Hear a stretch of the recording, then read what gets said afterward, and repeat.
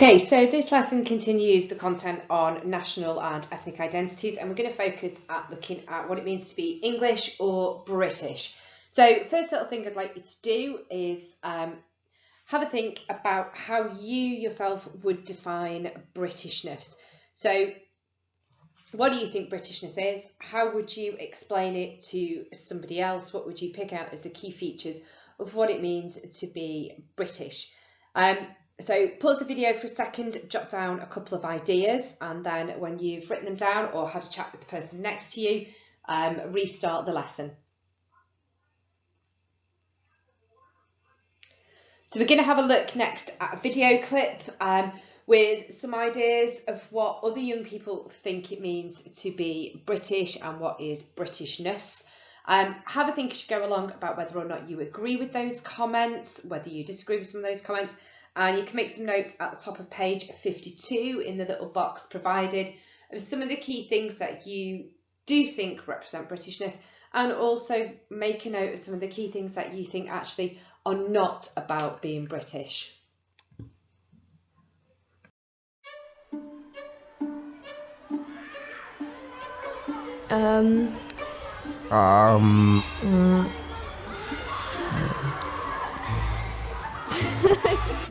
Can you do your best impression of the Queen? Alright. Hello there. Hello. I could do a Queen impression, but I wouldn't want to offend anyone. Cheerio! It's just her wave as well. God save the Queen. If we're talking about the stereotype of British people, they speak in a really weird, posh accent. What is in Sherlock Holmes? The suits, They live in London. fish and chips, scones, a nice Sunday roast. Drinks tea, The England football team and how rubbish it is. cricket and tennis and rugby. Those stereotypes do annoy me. Only a minority of British people are actually like that. Yeah, I'm British. I'm British. I'm British because I was born here. I was born British but come from an Indian background. My blood makes me British. I am half Maltese, but I've lived in Britain all my life, so pretty British. I think what makes me British is that I've been here all my life. I think I'm Welsh because, I don't know, I look at the British flag and I don't see a Welsh dragon. My dad was British and he is fully British his entire life. My mum, on the other hand, comes from Thailand. So I do not consider my mum a British citizen. However, I still consider her my mum, and that's almost just as good. I've been to a lot of places and they all think British people are just English. If someone asked me, I'd say I'm Welsh rather than I'm British. If you're British, you are also English, I think, aren't you? I'm not too sure what it actually means to be British. That's a difficult question. I feel as if it's just something on a passport. To be British, it means to belong. Britishness is just someone who holds some basic British values such as tolerance, stoicism and freedom. Liberty, democracy, and diversity, because there's people from all different backgrounds and all different races that are here. Peacefully living together and being kind and just respecting each other. I think just living in Britain and following the laws, going to school, being friends with everyone else here, that's just what about being British is to me. You could say, oh yeah, British people are forgiving and all of this, but then that's saying that people from other countries aren't. I'm Romanian. I've lived in the UK for 10 years now. I'm a British citizen. I have a British passport, but I think it comes down to genes. I wasn't born here. My parents aren't British, so I don't think I am. I don't think that you are born British because there's people coming from other countries and they are legally British. They can apply for citizenship if they've lived here for 5 or more years if they've come from abroad, but to me, they won't be British. I don't think you do have to be born here to be British. I think, for example, refugees and that are forced over here through war and stuff like that, if they come over here and it's a better life for them, then why not allow them to be British? I think that someone can come here and be made British, because if they are abiding by the rules, then that means that they are British. I 100% think it's really healthy for society to have all of these different religions and ethnicities and all mingling together. I think multiculturalism has only increased over time, and there's Indian shops, it's only shaped us for the better with having a load of different food instead of just having to eat fish and chips every day. We can have curry once or twice as well now. I think Britain should be a democracy because many people need to decide their fate. Democracy is a country in which the people can vote for who they want to be the leader. It'd be unfair if only one person could decide what everyone's doing. I feel like a vote should count for something because one vote can change a lot. I think democracy is something that's required to be human. Everyone's different, and so all people's opinions should be put together and really decided on to make one decision. I think the voting age should be brought down to 16. I will do the research on who I vote in, because the same could be said for 18-year-olds. Some 18-year-olds are stupid, doesn't mean they're not allowed to vote. I'm not really very into politics, but then I feel if the voting age was lowered, people my age would probably get more involved. I think it should stay at 18. I think 16-year-olds are too caught up with school and things. They're probably not thinking about politics too much. Being able to choose your leader is a very important thing because that makes you feel like you have a choice in the matter of what's happening to your country. The British has definitely changed over the years. As the Windrush, when the Jamaicans came, they brought a lot of their cultures, their foods, their fashion. You can't expect Britain to stay as it was 100 years ago. People with different cultures can get on. You can all share opinions without having to discriminate. Well, the British Empire comes from many places around the world. The countries that they did invade and take over, of course, have many people of different ethnicities. And all those people, I believe, are equally British. So race and ethnicity does not matter. I think people don't like change because it's been the same for so many years. So when somebody else from a different country is in the same class as them or in the same room as them, they're going to be like, well, you weren't here before, why are you here now?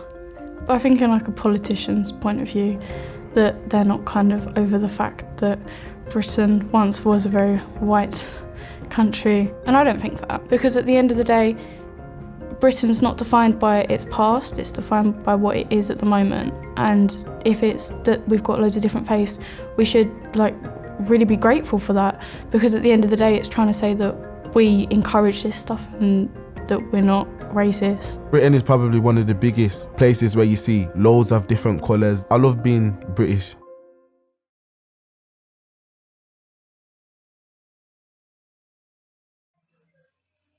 So one of the things about Englishness and Britishness is that whilst there is sort of a national sense of identity that comes from this idea of Britishness and having sort of the geographical location of being a British person, there isn't quite a common culture across the United Kingdom, and as a result there's no single definition of Britishness. Remember, Britain is an island that constitutes Wales, England and Scotland, and as a result there are lots of very different cultures within all of those. In simplified terms, some people would suggest that Britishness is basically the indigenous population of the British Isles. However, we are made up of various original tribal groups. Not all of these were originally European, but the vast majority of indigenous populations in the British Isles came from Northern Europe. Some came across from sort of Norway, Sweden, to Viking invasion era. We've got a history of Northern Italy and Rome and the Romans. So ultimately, the indigenous population of the British Isles is actually North European.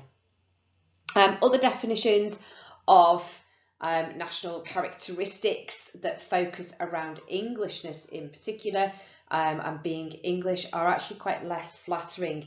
The English do not have a particularly positive sort of identity or sort of sense of being when viewed from other people and other populations across the world. One of the most famous descriptions of the English national character was put forward by George Orwell, and he's quoted as saying the English are inveterate gamblers, drink as much beer as their wages will permit, are devoted to bawdy jokes and use probably the foulest language in the world. Now this was written in 1941, but this is still a prevailing common conception of what it means to be English, and obviously this is not helped as over the years with things like English football fans and their behaviour, English tourists, particularly going to party central places such as Ibiza or Cavos and things like that, and holiday makers. So unfortunately, to be English doesn't necessarily have the same sort of upstanding connotations as being British. One of the other issues with Englishness, for example, comes from research from Kumar, who talks about the fact that unlike Scottish, Welsh and Irish, who are quite dominant with their heritage and their traditions, the English find it quite difficult to say who they are in terms of their English national identity. One of the issues is our long history of England as an imperialistic population. It's developed a sense of missionary nationalism, which ultimately has always been focused on the unity of the United Kingdom and the British Empire. And what has come out of that is that Englishness has lost kind of a simplistic or ordinary expression of nationalism. So sort of the traditionalist values, for example, Scots and their traditional sense, their traditional sports, the Irish, their culture, their heritage, and the same for the Welsh and their own independent language. Englishness has kind of been diluted in the quest really to be British and to fulfil Britishness and to promote that colonial and British Empire sort of situation. So you've already had to think about what it means to be British. Next task I want you to have a go at, first of all on your own, is to write down 10 words that you would associate with being English or Englishness. What I'd then like you to do is buddy up with somebody else or a couple of other people and compare your lists of words. So are there any similarities or are there any differences in the kinds of words that you've used to express what you think is meant by English? And what do those lists tell you about different people's images or beliefs or perceptions of England and what it means to be English? So just pause the video, write down your first 10 words, and then buddy up and compare those words and look for similarities and differences. Once you're done, restart the lesson. Okay, so turning over and having a look at page 53, you've got research there from Sardar, and he suggests that the whole world really is in the middle of what we call a global identity crisis. Many of the old divides of East versus West, capitalism and communism, by which countries and nation states had sort of defined themselves, have begun to break down. There's lots more sort of diversity and multiculturalism, cultural hybridity. Britain itself has lost its colonial empire and therefore it's quite small in the global world.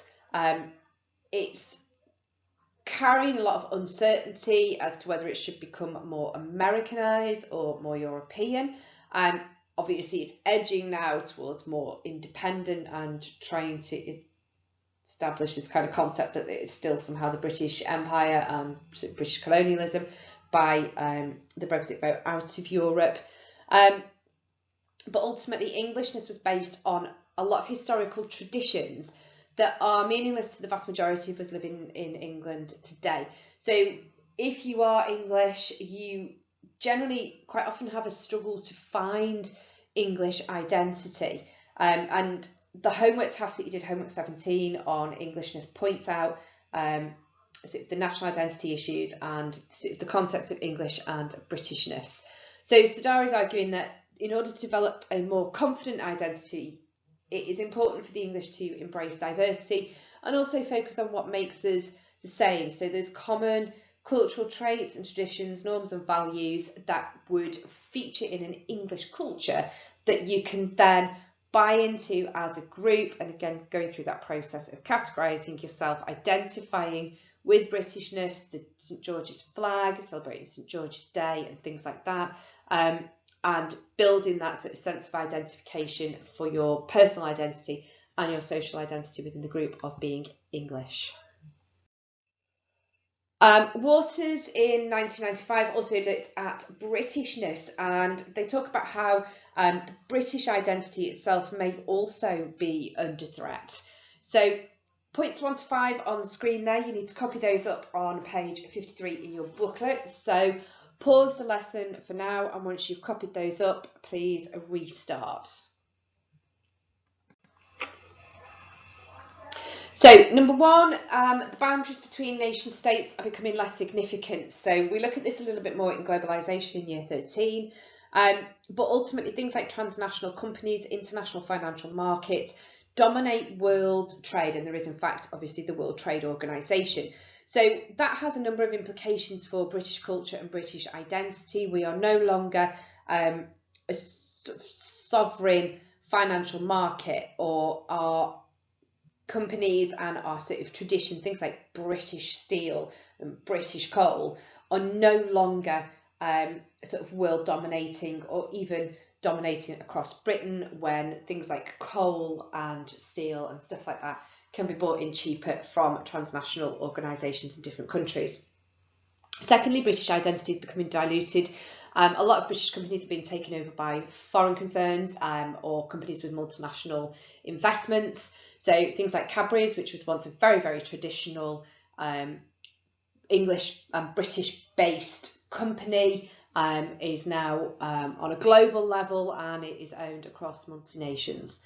Thirdly, television programmes, things like film and music, are being increasingly produced for an international market.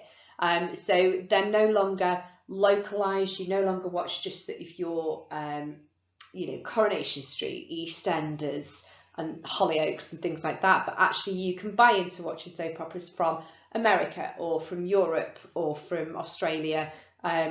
This is quite evident when the most popular soap on television was actually Neighbours, way back when Callie and Jason were still in it, but that kind of took over in terms of television market from traditional things like Coronation Street and EastEnders. So there are fears that those global products, so think about consumer culture, think about media, all those kinds of things, might erode national cultures and create a single commercialised culture.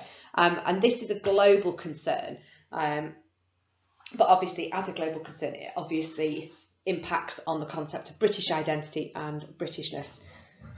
Fourthly on there, you're looking at global influences in a more general sort of context. So one of the biggest examples of that is membership of the EU, which was seen by 52% of the country to be a threat to British sovereignty, hence the Brexit vote and leaving the European Union.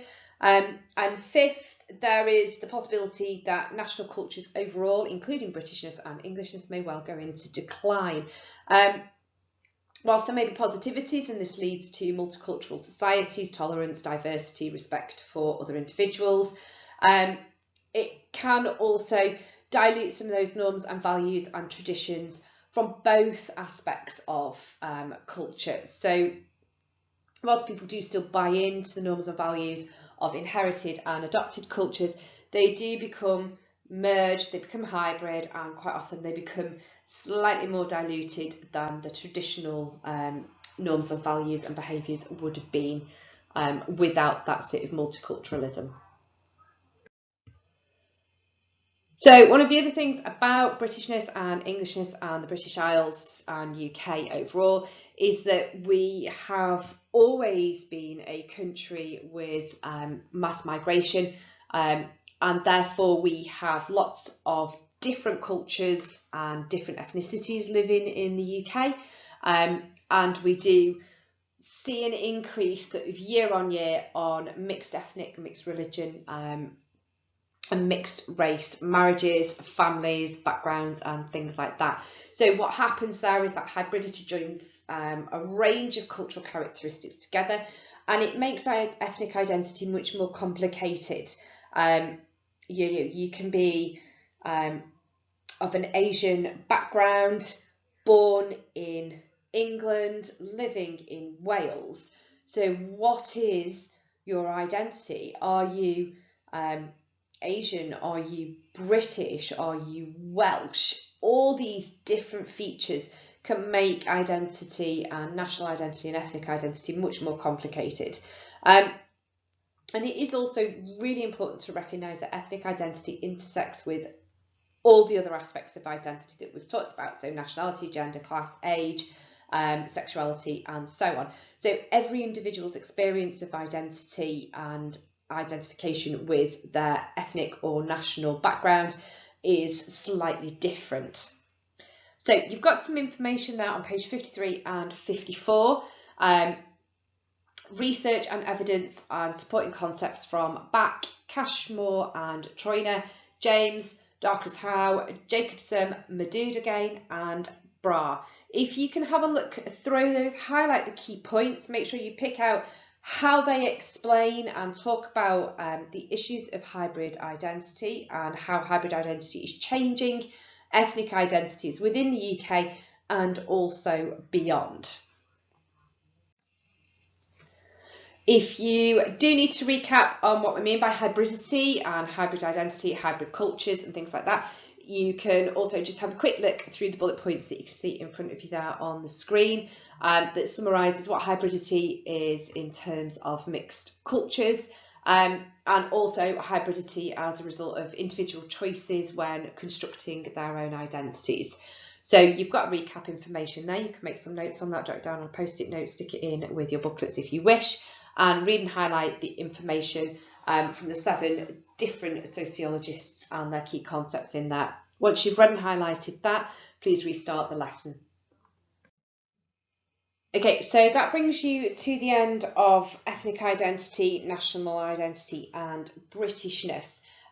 Before we move on to age identity and start to have a look through that particular content, it's quite a good time to start to think about how you would build your learning so far into some example exam style questions. You've got your 6-mark questions there showing up on screen. So these are taken from some of the examples that are on page 69.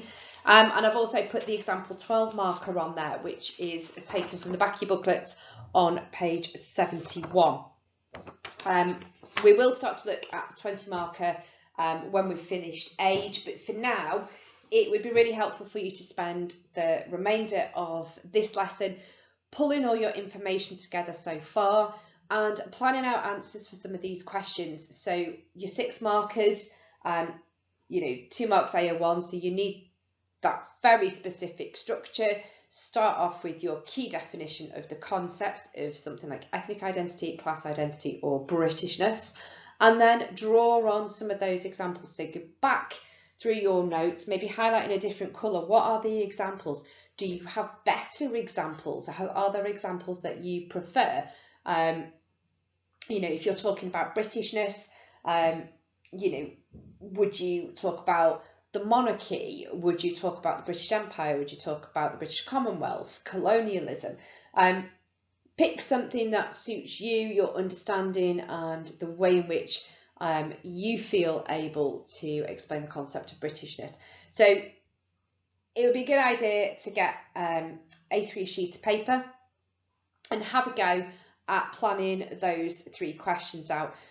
Do a detailed definition, check it with the person next to you. Have you got all the key terms in that? Is it really worth 2 marks? Is somebody going to give you 2 marks for your definition of ethnic identity, class identity and Britishness?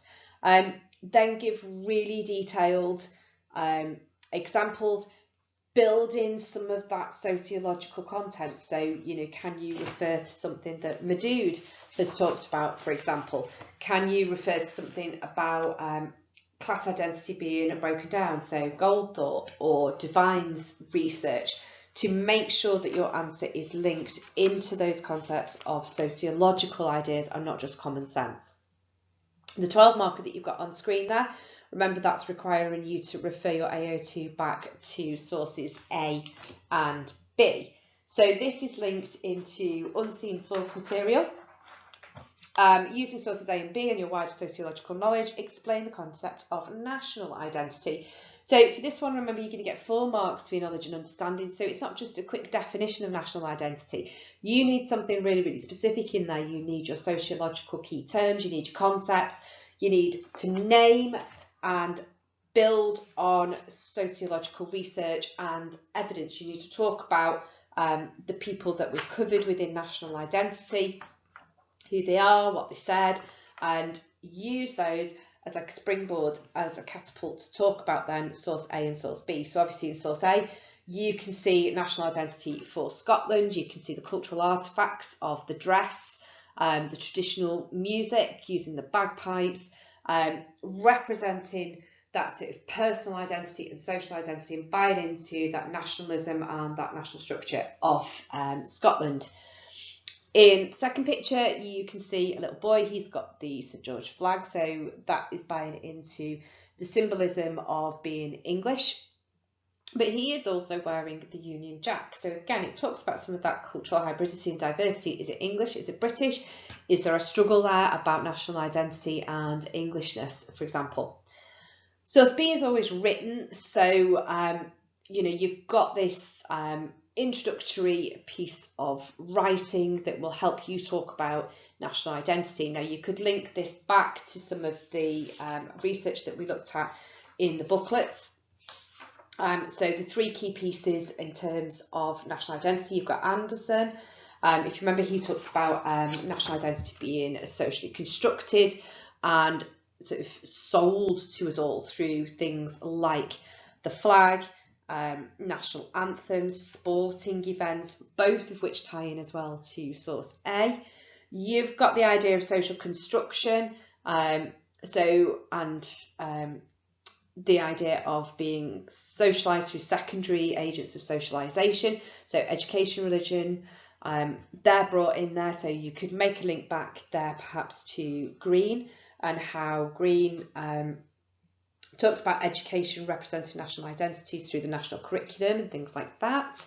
You can make a link as well to the media and that construction of suspicion and hostility towards Europe, which would be considered the outgroup. So draw on some of that information, Tarshville and Turner's social identity theory, being categorised as English or British, being, identifying with that particular identity for personal and social identity reasons. So, the St George's flag being wrapped in the Union Jack, and how that then leads into being rallied for political power, position, status, to see yourself as the in-group and Europe, for example, as the out-group. You can also do that with source A picture of Scotland. If you are confident to link to the Scottish referendum vote and the fact that an awful lot of people in Scotland are seeking independence from the United Kingdom. Talk about things like the royal family, that person who is sort of elevated to be a representative of a particular nation state or nation or national culture. Again, you can link that to Anderson. You can always talk about how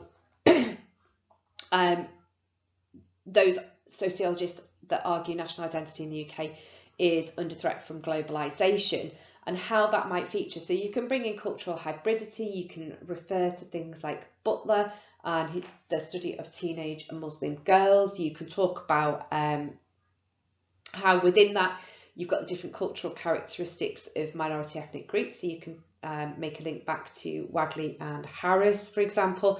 And you can also talk about sort of this suspicion and hostility towards Europe and the threat of national identity for England and Britishness, using Dollard's frustration aggression theory as well, if you wanted to bring that in. So add all that kind of content, go through, find the bits that you like, that you're confident with, that you want to make a connection with, and again, on the other side of the A3 paper, make an essay plan for this particular question. Try and go way beyond what you would need for a 12 marker, and it will give you that source of revision to start developing into the 20 markers a little bit further down the line. But put everything in there, pick apart those sources, every key word. You should be going through every aspect of those pictures, picking out every cultural artefact, every tradition, every norm, every value, every national identity that's on show, how they differ, your own understanding of things like Brexit, the Scottish referendum for independence. Go through source B, underline every single key word, Right, so a community in the form of a nation, Anderson's social construction needs to go on there. A sense of purpose, a sense of pride, that should be connecting you straight into the identification process of Tajfel and Turner's social identity theory, once people have been categorised into a particular nation state. Talk about that sense of belonging, but also bring in that this British national identity is socially constructed. The role of education as secondary socialisation, bring in this idea of the national curriculum in terms of British values. Talk about Black History Month and whether or not that's sort of helping with the us and them of British national identity. Talk about religion, the dominance of Christianity, even though the country is predominantly secularised. The monarchy is the head of state and the head of church. Talk about sport, how sport is rallied around England, Wales, Scotland. Talk about the Olympics and how that brings people together, how it rallies this sense of national identity. Links to tabloid media suspicion and hostility towards Europe, towards immigrants, towards migrants, towards refugees. You've got your research article and you've linked that already to Dollard's research on frustration aggression theory and scapegoating. Underline the key bit on national symbols. Write as many national symbols down as you can for Britishness, but also for Englishness, for Scottish, for Welsh. Think about national symbols that you may be aware of for other countries. What are national identity symbols that you might find in other national identities? Remember, the question doesn't actually ask you specifically about UK identity. So you can talk about how national identity is not just in the UK symbolised, but it is symbolised in all other countries. What are the symbols for France, for Germany, for Australia, things like that.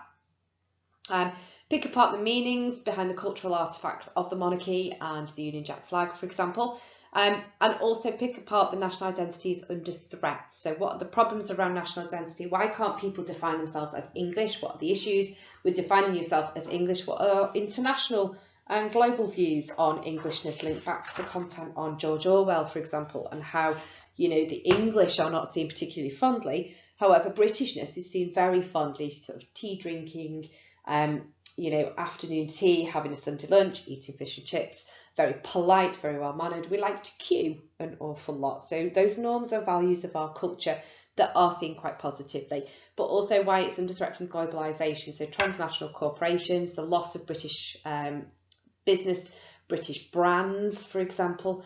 And you can also talk about multiculturalism and cultural hybridity and diversity and the influence that that has in terms of changing British national identity into different types of identity and sort of changing in traditions.